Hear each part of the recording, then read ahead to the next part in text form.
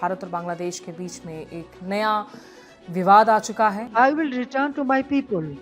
I cannot stay away while my beloved countrymen are suffering. The ISI has an open hand, militants, hundreds of convicted terrorists that our Awami League government arrested and convicted and put behind bars, have been released from prison. Today, while we appear before you in New Delhi, our hearts are with the people of Bangladesh. कुछ पल को वो भावुक होती हुई सुनाई दी, वो रोती हुई सुनाई दी। Members of my own family, whom I lost on 15th August 1975. সরকার মনে করে আইনের শাসন নিশ্চিত করার জন্যই প্রতিটি অপরাধের বিচার হওয়া অত্যন্ত জরুরি। अंत में शेख हसीना को आखिरकार बांग्लादेश छोड़कर भारत में आकर शरण लेना पड़ा। The government has no involvement whatsoever in it. Neither does it endorse any views that may be expressed at the forum. उन्होंने इल्जाम लगाए कि तारिक रहमान की इस हुकूमत में, इस सरकार में बांग्लादेश पाकिस्तान में तब्दील हो रहा है। ফ্যাসিবাদ বিরোধী আন্দোলনে যারা হতাহত হয়েছেন পর্যায়ক্রমে আইনের যথাযথ প্রক্রিয়া অনুসরণ করে সেই বিচার হবে স্বচ্ছ, নিরপেক্ষ এবং বিশ্বাসযোগ্য। সরকার মনে করে In the future, the next set of terrorists globally are going to be coming from Bangladesh. India always has been a great friend, and I know they will remain that.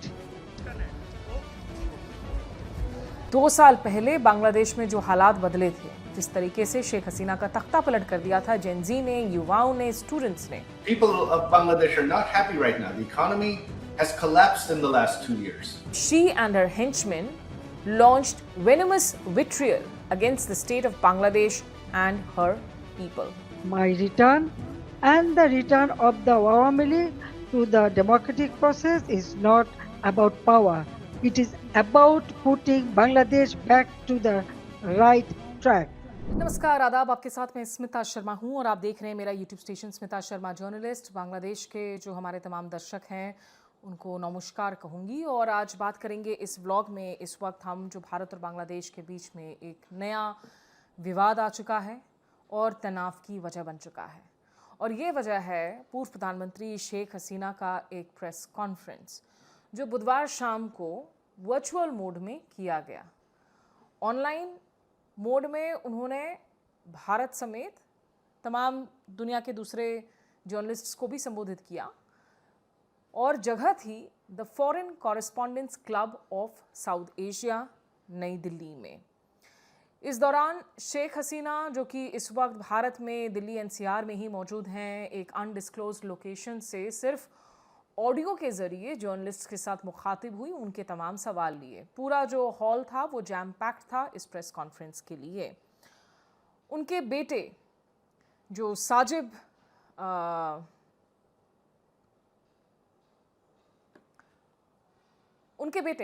Wajid Joy जो America में मौजूद हैं, वो इस press को online वहाँ से संबोधित कर रहे थे। इसके अलावा कुछ और लोग थे जो ऑनलाइन जुड़े हुए थे और 1-2 ऐसे लोग थे, उनके पूर्व मंत्री, जो फिजिकली मौजूद थे दिल्ली में। अब ये इसलिए विवाद का एक बड़ा मसला हो गया है क्योंकि यहाँ इस प्रेस कॉन्फ्रेंस के दौरान शेख हसीना और उनके बेटे भी कभी कैबिनेट मंत्री हुआ करते थे, और शेख हसीना, जिनकी पार्टी अवामी लीग को इस साल फरवरी में हुए बांग्लादेशी चुनावों में लड़ने की इजाज़त नहीं दी गई थी, उसे बैन कर दिया गया था। शेख हसीना तो जाहिर सी बात है मौजूद थी ही नहीं। और 2 साल पहले बांग्लादेश में जो हालात बदले थे, जिस तरीके से शेख हसीना का तख्ता पलट कर दिया था जेनजी ने, युवाओं ने, स्टूडेंट्स ने, जुलाई रेवोल्यूशन, मॉनसून रेवोल्यूशन के बाद बहुत सारे तमाम मुद्दे थे जिसको लेकर शुरुआत हुई थी, और उसके बाद शेख हसीना की सरकार की तरफ से बहुत सारे ऐसे फैसले लिए गए जिससे विवाद कहीं ज़्यादा बढ़ा, हिंसा बढ़ी, और हिंसा जिस तरीके से भड़की, आगजनी हुई, फायरिंग की गई सिविलियंस पर, नागरिकों पर, जिसमें संयुक्त राष्ट्र के मुताबिक 1400 से ज़्यादा लोगों की जान गई थी, और उसमें बहुत सारे यंग स्टूडेंट प्रोटेस्टर्स वगैरह भी थे। अंत में शेख हसीना को आखिरकार बांग्लादेश छोड़कर भारत में आकर शरण लेना पड़ा। तब से लेकर अब तक शेख हसीना दिल्ली से बहुत सारे ऐसे प्रेस इंटरव्यूज़ दे चुकी हैं, अखबारों को, टीवी चैनलों को। लिखित इंटरव्यूज़ ही ज़्यादातर देती हैं और इस दफ़ा उन्होंने एक प्रेस कॉन्फ्रेंस को संबोधित किया ठीक ऐसी ही तारीख में जब मॉनसून रेवोल्यूशन की वजह से उनको बांग्लादेश छोड़ने को मजबूर होना पड़ा था। और बांग्लादेश की सड़कों पर उस गुस्से को हमने महसूस किया था जब हम बांग्लादेश में उन प्रोटेस्ट की कवरेज कर रहे थे। अभी इस साल फरवरी में जब चुनाव हुए थे, तब भी जब हम बांग्लादेश की सड़कों पर मौजूद थे, तब भी लोगों का गुस्सा बना हुआ था शेख हसीना के खिलाफ। और यहाँ 2/3 बहुमत से जीत कर आई बांग्लादेश नेशनलिस्ट पार्टी यानी कि बीएनपी, जिसके चेयरपर्सन हैं तारिक रहमान, जो अब मौजूदा प्रधानमंत्री बन गए हैं बांग्लादेश के। उनकी माँ स्वर्गीय खालिदा जिया कभी प्रधानमंत्री हुआ करती थी बांग्लादेश की। तो शेख हसीना एक तो यहाँ इन एग्जाइल हैं, उधर बांग्लादेश के ट्राइब्यूनल ने, आपको याद दिला दे, कि उनको क्राइम्स अगेंस्ट ह्यूमैनिटी के लिए डेथ सेंटेंस सुनाया हुआ है। 2025 में बांग्लादेश के एक अंतर्राष्ट्रीय ट्राइब्यूनल ने कहा कि आपने जिस तरीके से बर्बरता दिखाई, उस स्टूडेंट अपराइजिंग, छात्रों के, युवाओं के अपराइजिंग पर क्रैकडाउन किया था, उसमें इतने लोगों की जान गई, तो इसलिए आपको फांसी की सज़ा सुनाई जाती है। उस वक्त जो उनके गृह मंत्री थे, उनको भी फांसी की सज़ा सुनाई गई थी।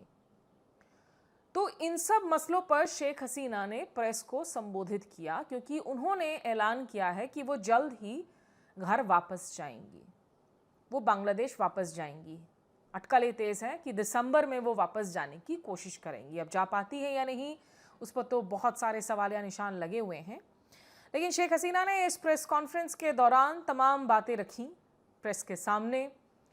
कुछ पल को वो भावुक होती हुई सुनाई दी, वो रोती हुई सुनाई दी, और उन्होंने कहा कि मुझे पता है कि अगर मैं वापस जाने की कोशिश करूंगी तो मुझे अरेस्ट कर लिया जाएगा, मुझे जेल में रख दिया जाएगा, लेकिन मैं रुकने वाली नहीं हूँ। तो इस पूरे मसले पर जो विवाद मचा है, बांग्लादेश की विदेश मंत्रालय ने एक बहुत स्ट्रॉन्ग बयान दिया है इसकी कड़ी आलोचना करते हुए। भारत के विदेश मंत्रालय का रुख क्या है और भारत की विदेश नीति में क्या ये एक सही कदम है, गलत कदम है, तमाम मुद्दों पर आपको मैं जानकारी दूंगी। लेकिन पहले सुन लेते हैं कि शेख हसीना ने कुछ क्या बातें कहीं इस press conference. Not worried about my own future. I am worried about the future of Bangladesh. I want to return because the people deserve security, development, prosperity, and peace. They deserve a state that protects them, an economy that gives them opportunity, and a democracy that gives them rights. My return and the return of the Awami League to the democratic process is not about power. It is about putting Bangladesh back to the right track. It is about reviving the country's path of development, progress, secularism, stability. I want to return to Bangladesh to one purpose, to stand beside the people and help improve their lives. The people are the source of all power. I believe in them, I trust them, I love them, and I will return to them. Joy Bangla, Joy Bangabandhu. For one party only. There is necessary steps to save Bangladesh. Whatever fate awaits me, I will return to my people. I cannot stay away while my beloved countrymen are suffering. I know I may be detained, I may be sent to prison, they may try to enforce verdicts issued in fabricated cases, but fear cannot decide my duty to the people. My life moved beyond calculations of personal safety long ago.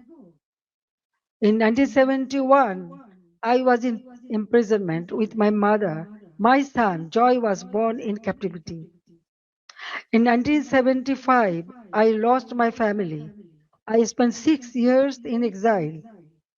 After returning home, I fought against military ruler, dictatorship, and political conspiracies. There were 19 assassination attempts against me. Even the grenade attack of 21st August 2004 could not stop me. Therefore, I am not worried about my own future. I am worried about the future of Bangladesh. I want to return because the people deserve security, development, prosperity, and peace. They deserve a state that protects them, an economy that gives them opportunity, and a democracy that gives them rights.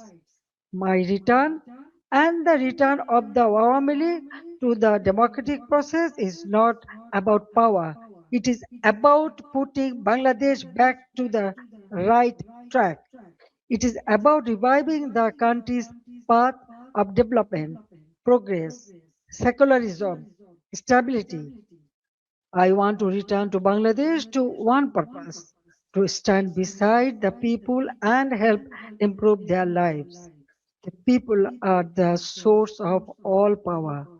I believe in them, I trust them, I love them, and I will return to them. Joy Bangla, Joy Bangabandhu. Thank you very much for listening me and giving me so much time. Thank you. वैसे शेख हसीना के जो बेटे हैं, जो Joy के नाम से जाने जाते हैं, साजिद वाजिद जॉय, उन्होंने बहुत सारी बातें की बांग्लादेश को लेकर। एक तरफ उन्होंने भारत की तारीफ की, कहा कि भारत शेख हसीना को ऐसे ही सम्मान दे रहा है मानो कि वो कोई राष्ट्राध्यक्ष हैं, और भारत हमेशा बांग्लादेश के साथ खड़ा हुआ है उसकी मुसीबत की घड़ी में।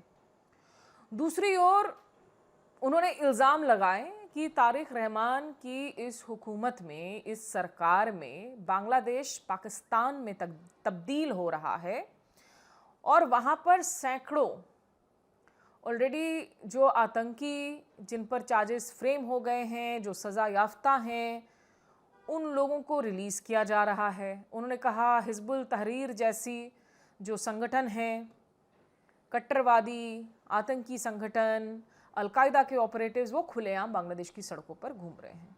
तो तमाम ऐसे आरोप साजिद वाजिद जॉय ने अपने न्यूयॉर्क से दिए हुए, अमेरिका से दिए हुए इस ऑनलाइन प्रेस कॉन्फ्रेंस में कही हैं। उनको भी सुन लेते हैं क्या बातें उन्होंने कही। Bangladesh today. What should concern India most is Bangladesh has become another Pakistan on India's eastern side.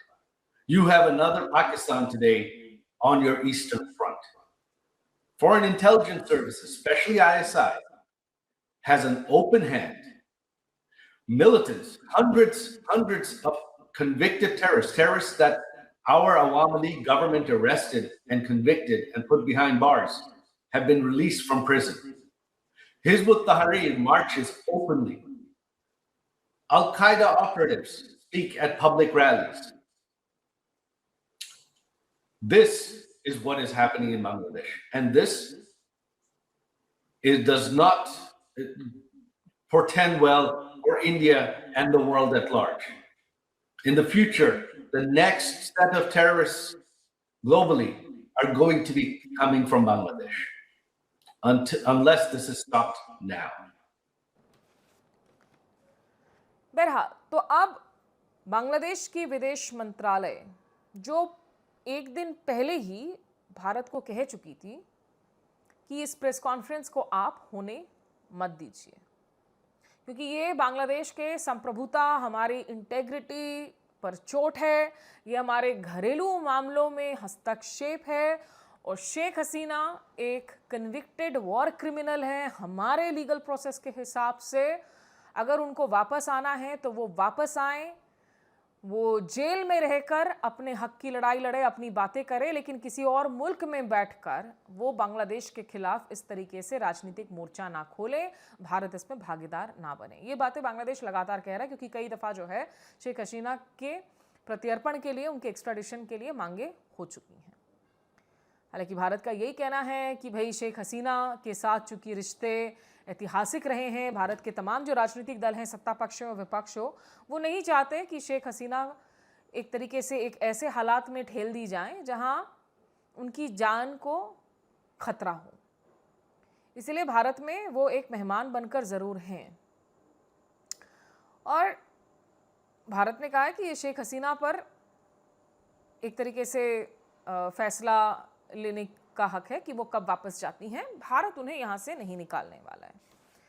तो जब बांग्लादेश ने मना किया कि भाई शेख हसीना को आप कहिए कि इस प्रेस को आप संबोधित ना करें, प्रेस कॉन्फ्रेंस ना करें, तो जो विदेश मंत्रालय के प्रवक्ता हैं रणधीर जायसवाल, जो एडिशनल सेक्रेटरी भी हैं MEA में, उनका जवाब था कि देखिए ये तो एक निजी इवेंट है, ये भारत सरकार से जुड़ा हुआ एक मामला नहीं है, और इस दौरान वो क्या बातें कहती हैं उसको हम इंडोर्स नहीं कर रहे हैं, लेकिन ये इवेंट एक निजी इवेंट है तो इसको हम कैसे रोक सकते हैं। रणधीर जायसवाल ने जो कहा, आइए आपको वो भी सुना देते हैं। The interaction that you are referring to is being organized by a private media entity.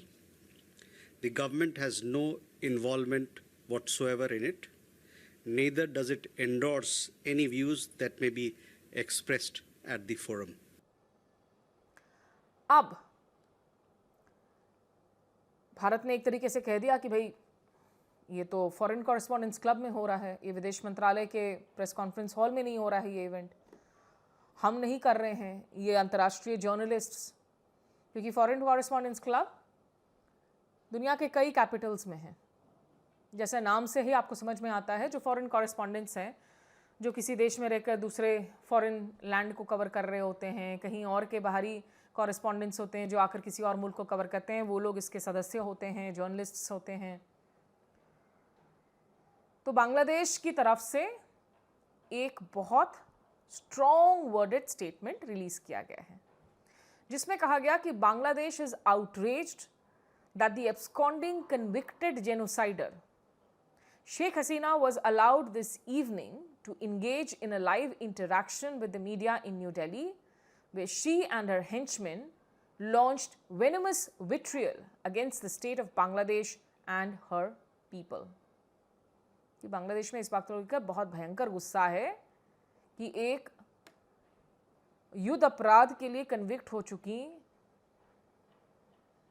Absconding जो नेता भगोड़ा है शेख हसीना, उनको इजाज़त मिली कि वो एक लाइव इंटरैक्शन मीडिया के साथ नई दिल्ली में कर सकें, और वो और उनकी जितने भी हेंचमैन हैं, जो उनके गुर्गे हैं, जो उनकी टीम के लोग हैं, उन लोगों ने एक बहुत ही जहरीला अटैक किया बांग्लादेश पर, बांग्लादेश की मौजूदा सरकार पर। आगे इसमें लिखा हुआ है, the foreign ministry added, Dhaka deeply regrets that in spite of concerns conveyed a priori to the government of India about the likely ramification of this event on the reset of our bilateral relations, this public event was permitted to be held. On a day when the people of Bangladesh are observing the second anniversary of the July Revolution, this interaction by Sheikh Hasina on Indian soil stands as an affront to the sovereignty of Bangladesh. तो ये काफ़ी एक देर रात आई हुई response है, प्रतिक्रिया है, जिसमें भारत के विदेश मंत्रालय से भी जवाब मांगा गया, और इसमें उन्होंने कहा कि भाई upholding the spirit of the July Revolution, our people have firmly resolved that our nation will never again go back to the dark days of fascism and that Bangladesh will never be a client state.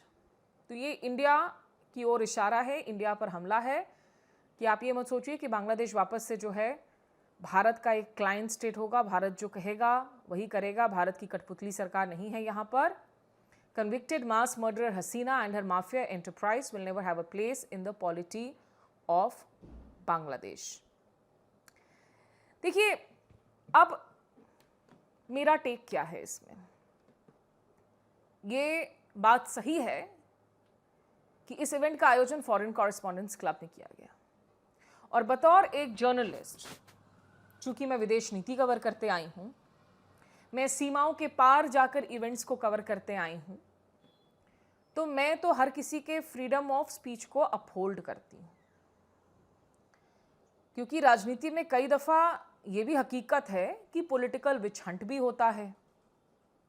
बहुत नेताओं को सियासी वजहों से भी जो है देश से निकाल दिया जाता है या उन पर क्रैक डाउन किया जाता है।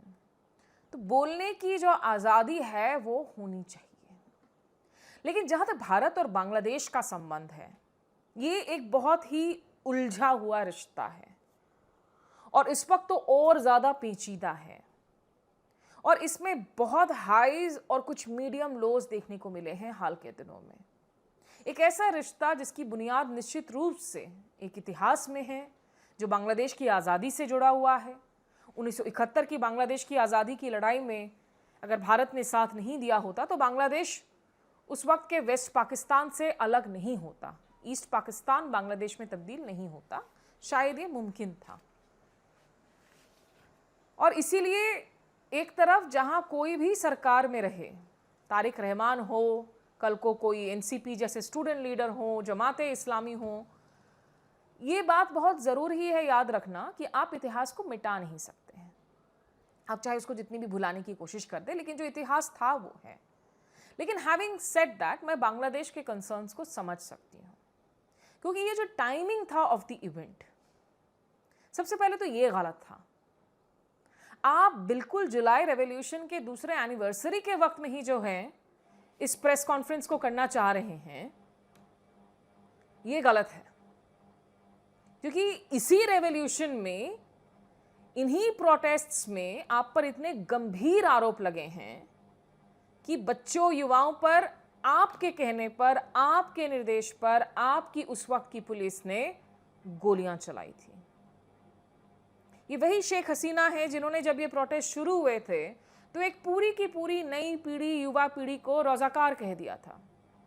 रज़ाकार यानी कि ट्रेटर्स, वो जिन्होंने 1971 में पाकिस्तान की सेना का साथ दिया था, उनके साथ कोलैबोरेटर बने थे। ईस्ट पाकिस्तान यानी कि तत्कालीन जो बांग्लादेश का नाम था, वहाँ के जो लोग विद्रोह कर रहे थे पाकिस्तान सरकार के खिलाफ, अपनी आज़ादी की आवाज़ बुलंद कर रहे थे, उन लोगों के खिलाफ आपने जुल्म किए, पाकिस्तान की सेना का साथ दिया। शेख हसीना ने एक पूरे यंग जनरेशन को रज़ाकार करार दे दिया था और ये एक टर्निंग पॉइंट था, एक ऐसा अहम मोड़ था जिसके बाद हमने देखा था कि किस तरीके से 2024 में वो जुलाई रेवोल्यूशन पूरी तरीके से भड़क गया। और लगातार आरोप लग रहे थे शेख हसीना पर कि वो चुनावों को रिग कर रही हैं, मेजॉरिटेरियन पॉलिटिक्स कर रही हैं, उनके सरकार के तहत बीएनपी को चुनाव लड़ने की आज़ादी नहीं मिल रही है। और इन सब में भारत को एक भागीदार के तौर पर देखा जा रहा था कि India has put its eggs in Sheikh Hasina's baskets, और इसीलिए इतनी एंटी इंडिया सेंटिमेंट भी देखने को मिल रही थी। भारत के लिए ये सही नहीं था कि हमने उन तमाम सेंटिमेंट्स को डिनाई किया। ठीक है, शेख हसीना ने भारत का साथ दिया, नई दिल्ली के साथ मिलकर खास करके सुरक्षा, सामरिक मुद्दों पर बहुत सहयोग किया, क्रैकडाउन किया हार्डलाइन एलिमेंट्स पर। लेकिन ठीक जैसे भारत नहीं चाहता, भारत की सरकार नहीं चाहती कि हमारे अंदरूनी मसलों में किसी का हस्तक्षेप हो, वैसे ही बांग्लादेश और बांग्लादेश के लोगों को भी पूरा हक है ये कहने का कि हमारे यहाँ किसकी सरकार बनेगी, कौन चुना जाएगा, ये चुनावों के जरिए तय हो, पारदर्शी चुनावों के जरिए, और ये फैसला बांग्लादेश की जनता का है, किसी और सरकार का नहीं है, ना चीन का है, ना भारत का है, ना अमेरिका का है। हम कतई नहीं चाहते कि कोई भी फॉरेन हैंड यहाँ आकर सक्रिय रूप से खेल करे। अमेरिकी डीप स्टेट के खिलाफ आप यहाँ पे इतने बयान सुनते रहते हैं, कुछ भी हो जाता तो हम कह देते भाई सोरोस एजेंट है, अमेरिका का डीप स्टेट आ गया है। तो ये इजाज़त तो फिर दूसरे मुल्कों को भी होनी चाहिए, हमारे पड़ोसियों को भी होनी चाहिए, छोटे हो बड़े हो। संप्रभुता तो हर किसी की है, सेल्फ रिस्पेक्ट तो हर मुल्क की होनी चाहिए, नेशनहुड उस पर जो है बना हुआ है। तो बुधवार को ही इनफैक्ट वो दिन था जब बांग्लादेश के प्रधानमंत्री तारिक रहमान ने इनफैक्ट एक मेमोरियल म्यूजियम का भी उद्घाटन किया, एक स्मारक का, जो 2024 की अपराइजिंग को डेडिकेटेड है। और इंसिडेंटली इस मेमोरियल म्यूजियम को खोला गया है खुद शेख हसीना के आधिकारिक निवास में ढाका में। इस प्रोजेक्ट की शुरुआत हुई थी मोहम्मद यूनुस, जो कि पूर्व आपके अंतरिम सरकार के बांग्लादेश में चीफ एडवाइज़र थे, शेख हसीना के तख्ता पलट होने के बाद नोबेल लॉरियट हैं। तो इन्होंने इसकी नींव रखी थी 8 अगस्त 2024 को। 8 अगस्त 2024 को मोहम्मद यूनुस ने जिम्मेदारी संभाली थी शेख हसीना के तख्ता पलट के बाद। और उसके बाद जो है उन्होंने, जब तक इस साल चुनाव होने के बीच में इसकी नींव रखी इस मेमोरियल म्यूजियम की, तो वो भी साथ दिखे तारिक रहमान के इस म्यूजियम के इनॉग्रेशन के दौरान। ফ্যাসিবাদ বিরোধী আন্দোলনে যারা হতাহত হয়েছেন পর্যায়ক্রমে আইনের যথাযথ প্রক্রিয়া অনুসরণ করে সেই বিচার হবে স্বচ্ছ, নিরপেক্ষ এবং বিশ্বাসযোগ্য। সরকার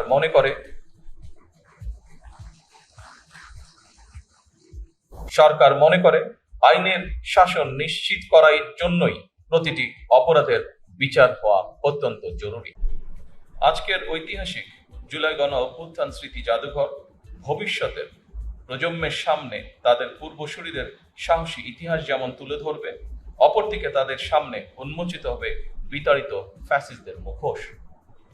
এই স্মৃতি জাদুঘর আমাদের জনগণের সংগ্রাম, আত্মত্যাগ, বেদনা, সাহস এবং গণতান্ত্রিক আকাঙ্ক্ষাকে জাতীয় স্মৃতিতে স্থায়ীভাবে ধারণ করার এক ঐতিহাসিক উদ্যোগ। ये बुधवार को होता है सुबह और बुधवार शाम में यहाँ दिल्ली में शेख हसीना प्रेस को संबोधित कर रही होती हैं।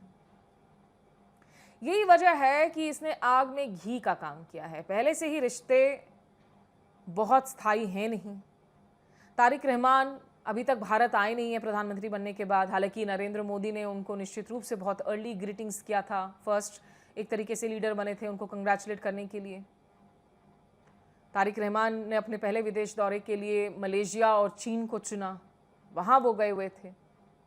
चीन में BRI प्रोजेक्ट, जिस पर हस्ताक्षर शेख हसीना के कार्यकाल में हुआ था, बेल्ट एंड रोड इनिशिएटिव, जिसको लेकर भारत को बड़ी आपत्ति है क्योंकि वो पाकिस्तान ऑक्यूपाइड कश्मीर से भी होकर गुजरता है CPEC के जरिए।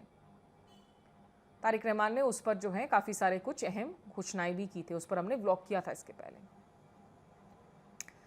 लेकिन ऐसा नहीं है कि बहुत सक्रिय रूप से तारिक रहमान ने भारत के खिलाफ कोई भारत विरोधी बयान दिया हो अभी जब से वो प्रधानमंत्री बने हैं।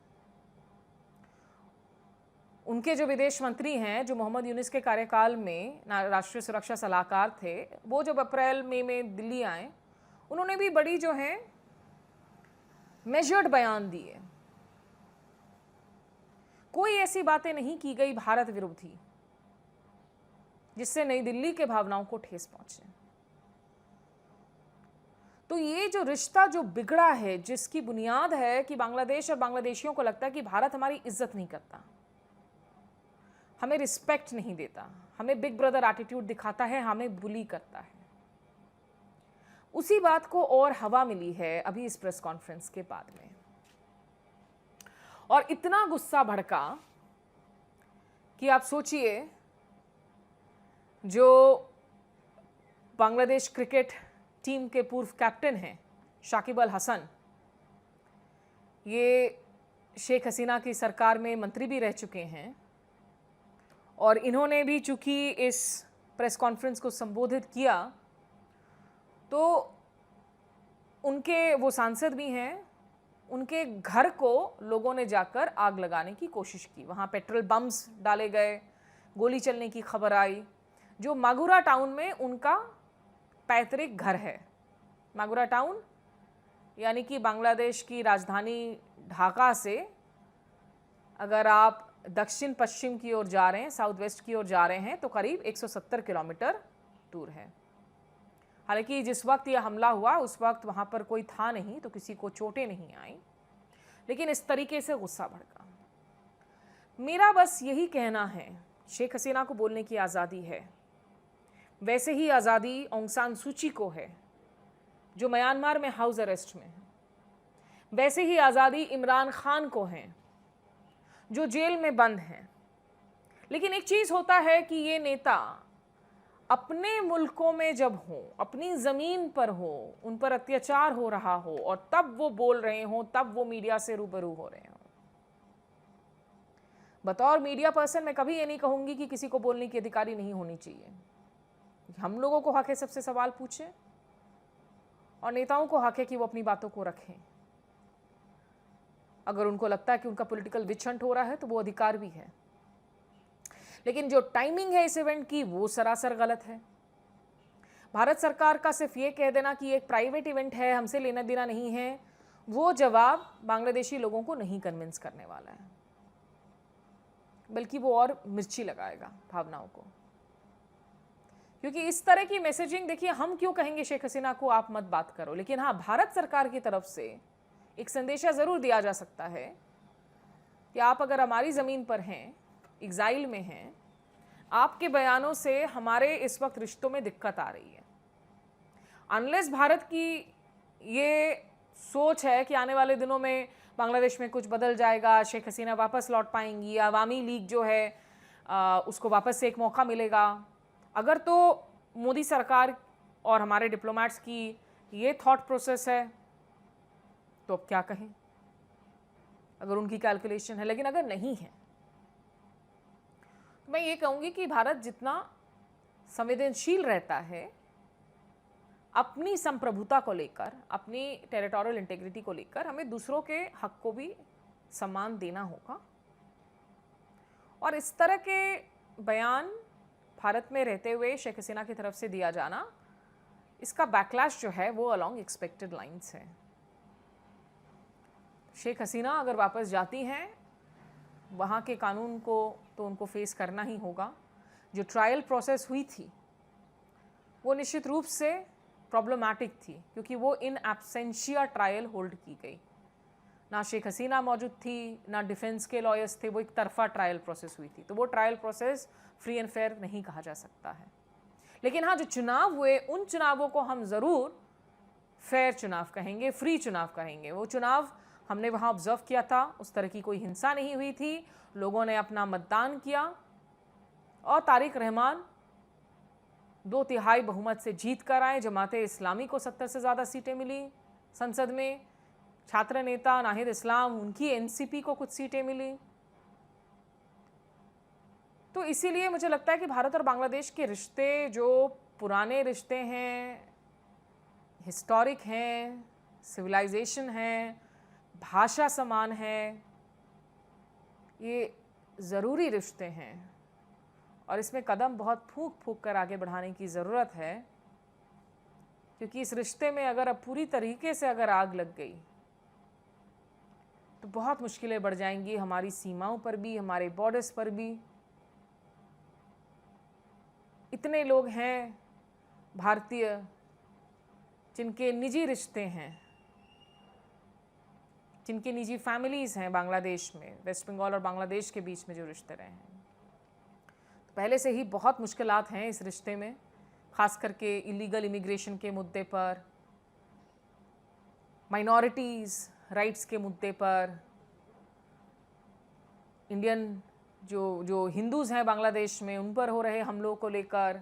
तो वहीं बांग्लादेश कहता है कि भाई भारत देखो, आप अपने अल्पसंख्यक नागरिकों का क्या हश्र कर रहे हो। और अब ये प्रेस कॉन्फ्रेंस जो है, इसने आग में घी का काम किया है। भारत ने ये ज़रूर माना था कि जो चुनाव हुए फरवरी में वो लेजिटिमेट चुनाव थे। यही वजह है कि प्रधानमंत्री नरेंद्र मोदी ने बधाई दी थी तारिक रहमान को, उनको न्योता दिया भारत आने के लिए। और अब अगर उन्हीं चुनावों को बार बार शेख हसीना यहाँ से प्रेस कॉन्फ्रेंस करके गलत करार दे तो फिर ढाका में रिएक्शंस तो होंगे ही। इसीलिए इस व्लॉग में अभी मेरे साथ बस इतना ही। उम्मीद करते हैं कि sense and sensibility prevails on both sides. नमस्कार, आदाब, नमस्कार।